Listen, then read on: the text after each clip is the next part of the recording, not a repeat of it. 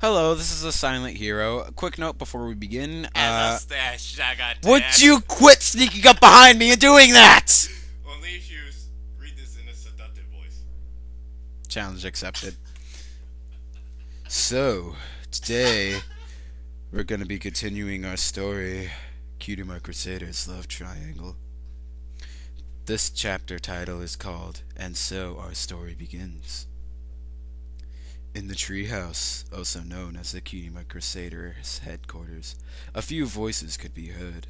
Inside, Scootaloo, Applebloom, and Sweetie Belle were seen behind three small desks. Sweetie Belle looked at the other two fillies before finally looking at Duo and speaking. Welcome to the Cutie My Crusaders orientation. We are proud to welcome our newest member, Duo. Sweetie Belle looked over at Scootaloo, who quickly ran to her bongos. They still kept the bongos. Oh, crap. I mean, they still kept the bongos. Okay. And yes, he's reading this on my iPod because his laptop is slow. Also because your internet sucks with my laptop. And Can I continue? your laptop sucks on my internet. Can I continue? Who quickly ran for her bongos. Sweetie Belle waited for Scootaloo to be ready before continuing. Let us welcome our newest member with our traditional, orientational song. Upon hearing this, Duo chuckled lightly at Sweetie Belle's blunder. As soon as Sweetie Belle was finished, Scootaloo started playing on the bongos sending off a nice beat. Now that the Sweetie Belle had been stopped mid-sentence because Scootaloo once again kept on playing the bongos to her liking, the orange filly looked up and blushed with embarrassment and stopped. Sweetie Belle just shook her head and continued speaking. Now that the orientation is done, let's give our newest member his Cutie My Crusader cape. But they had to make their own. Yeah, they made their own, but they had Yeah, I guess I had enough time with, they had enough time to make copies. yeah, I guess, I don't know. Anyway, Especially with Babs. continuing on. Applebloom and Scootaloo ran to the closet and made a little fuss about who would give the cape. Sweetie Belle cleared her throat loud enough to stop the fight.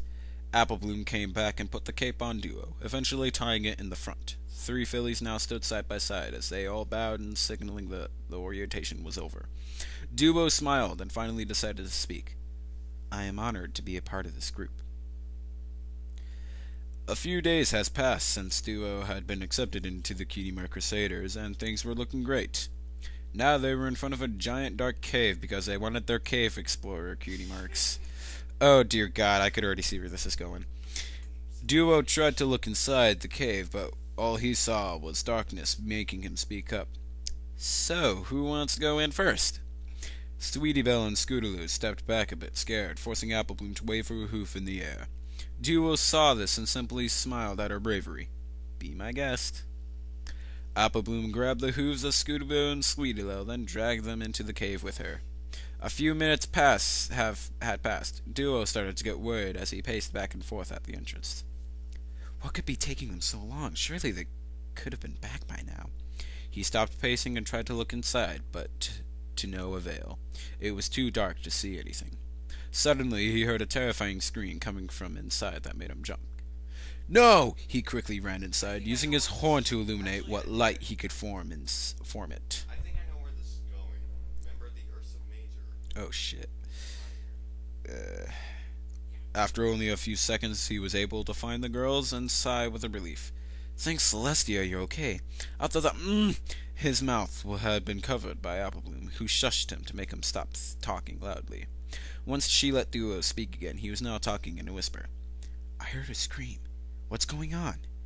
He then turned around and saw an Ursa Minor. What did I tell you? What did I tell you? What did I Yes, what did I tell you? That was a good prediction, dude. I'm not gonna lie. Because, one, remember. Yeah, yeah. Let me continue. Saw an Ursa Minor sleeping a few inches away from them. Oh. He looked at the three fillies inside. Okay, let's slowly move back until we get outside. The girls nodded and slowly started to walk back, when Scootaloo stepped on a twig, making a loud crack, causing them to freeze in place. Once they saw the Ursa Minor had not waken up, they all sighed, causing it to open its eyes. Oh my god, the sheer irony. I love that. When the Ursa Minor saw them, it stood up and roared loudly, making all four of them scream at the top of their lungs. Duo quickly realized that if they tried to run, the Ursa Minor would catch up to them, forcing him to make a choice. Run, girls! I'll keep him distracted. Sweetie Belle was about to protest, but she cut short when Scootaloo grabbed her hoof and dragged her out with Apple Bloom. Duo was now face to face with the Ursa Minor, trying to figure out what to do. Duo decided to throw caution to the wind as he shook his flank in front of the Ursa Minor, causing it to roar again. Come get me, you blue bear knockoff! This made the Ursa Minor take a swing at Duo, giving him an opening to run up at the blue beast's arm and screaming in its ear. The sun screaming made the beast step back, holding its head. Ursa Minor, more like Ursa Whiner. Oh boy. The Ursa roared even louder and charged at Duo, only to be blinded by a bright blast of light that flashed from Duo's horn. Duo saw the Ursa swinging wildly, causing him to erect a small magical barrier around himself. After a few swings, the blue beast smacked Duo's barrier, causing him to fly out of the cave and into the three fillies waiting for him.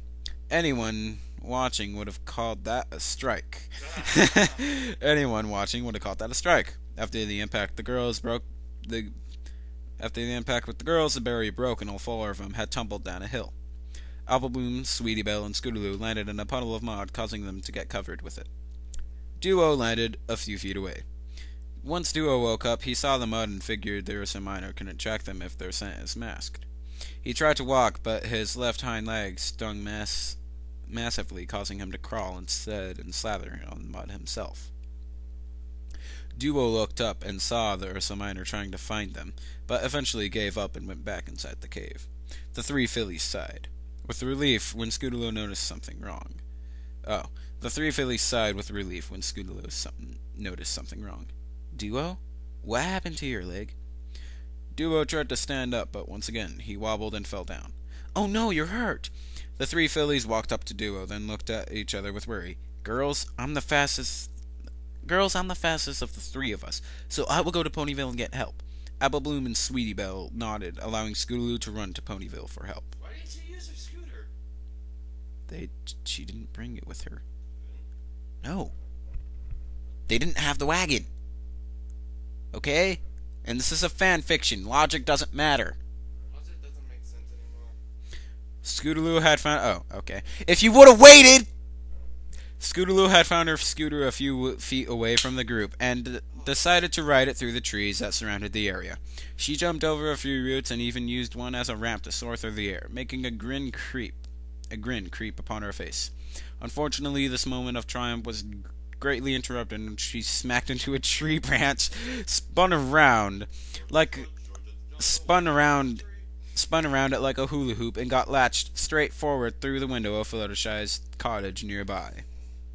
Poor Scootaloo. Hearing the crash, Fluttershy dropped the tray she was carrying in fright. Oh dear, what was that? She looked at the location of the crash and saw Scootaloo face down and flank up underneath some blankets.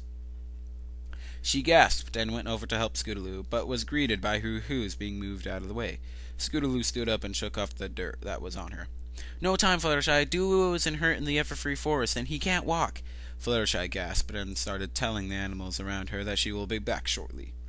Fluttershy then looked at Scootaloo and told her to lead the way. Scootaloo nodded her head and ran out the front door, followed by Fluttershy. 30 minutes later. Scootaloo left, and the two fillies that were around the pool of mud were growing steadily worried about Duo. What do you think could be taking her so long, Sweetie Belle? Sweetie Belle just sighed and raised her hoose in the air as a shrug. Apple Bloom tossed herself backwards onto the ground with a loud groan. Sweetie Belle was sitting next to Duo, who had been resting on the ground. She figured she would be the one to watch over him, while Apple Bloom went on a rant and Scootaloo went for help. A few more minutes passed, and Scootaloo was seen running back to them with Fluttershy tailing behind. "About time you returned, Scootaloo. We've been waiting forever."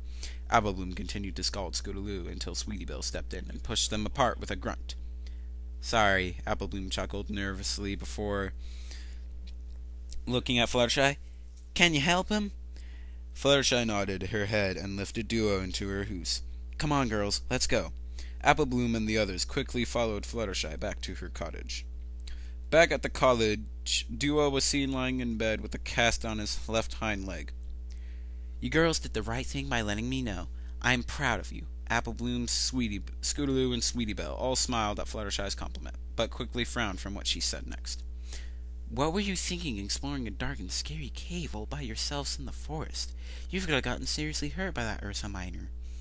Scootaloo went to protest, but Fluttershy gave her the stare, causing her to freeze up and step back nervously.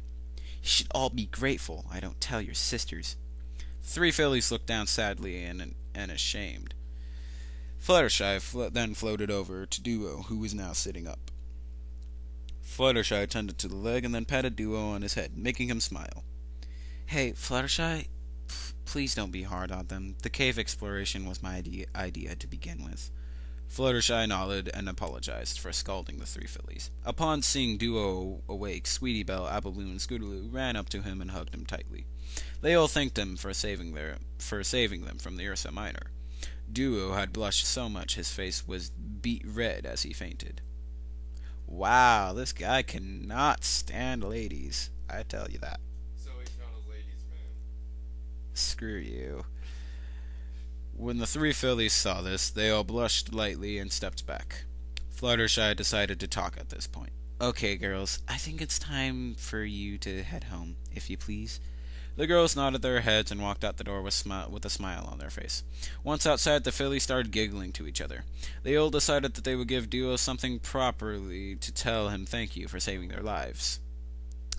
I have a feeling that this will not be ecliptic, so I feel safe.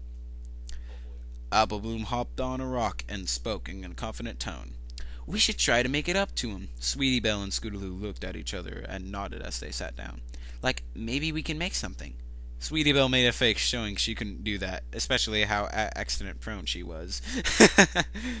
Scootaloo just shook her head and looked back at Applebloom. "We can buy him something."